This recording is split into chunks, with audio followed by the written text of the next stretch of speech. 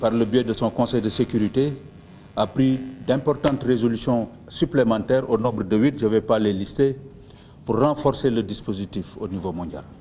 Et c'est la somme de tout cela qui, aujourd'hui, constitue l'agenda Femmes, Paix et Sécurité, et donc doit faire l'objet d'un monitoring et d'un suivi planétaire, mais également au niveau des régions mondiales, que ce soit le continent africain, les autres continents du monde, mais aussi au niveau des différents pays africains.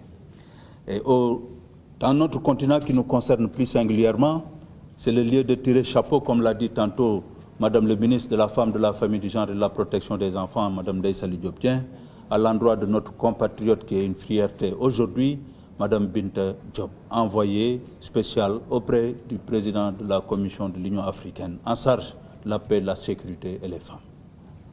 Des avancées notoires ont été constatées, vous l'avez vu et vous avez entendu les discours des officiels tout à l'heure. Le continent africain se place presque en peloton de tête des zones qui ont connu des plans d'action national sur la prise en charge de ces résolutions, notamment à travers un certain nombre d'initiatives. Aujourd'hui donc, l'évaluation doit se faire. Un cadre continental des résultats a été mis en place. Et c'est là l'innovation majeure que lui a eu à mettre en place. Parce que instituer des instruments, mettre en place des politiques, définir des stratégies, dégager des plans d'action, tout ceci constitue un fait.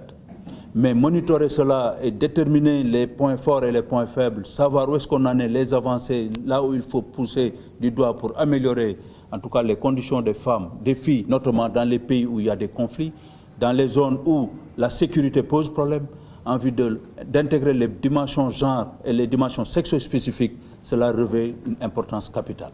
C'est ce qu'a réussi à faire l'Union africaine, ce qu'a réussi à faire le bureau de l'envoyé spécial les femmes, la paix et la sécurité de l'Union africaine. C'est ce qu'est en train de faire aussi les pays africains sous l'égide de l'Union africaine.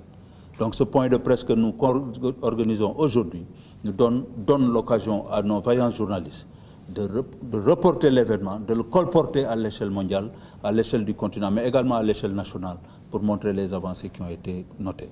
Madame l'envoyée spéciale, voilà grosso modo en guise d'introduction ce que je voudrais dire, et vous rendre la parole et vous laisser communier avec la presse et avec vous.